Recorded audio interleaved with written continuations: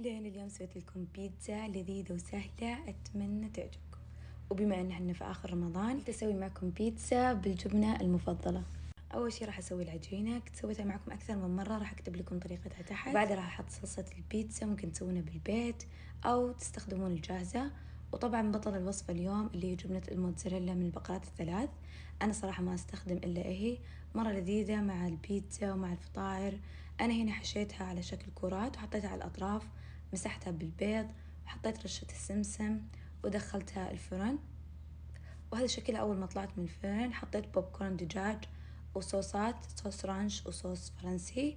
وشوفوا كيف الجبن يمط، صراحة مرة لذيذة وسهلة، أتمنى تعجبكم، جربوها وعليكم بألف عافية. أرسلوا لي التطبيقات أشاركها معكم بالستوري.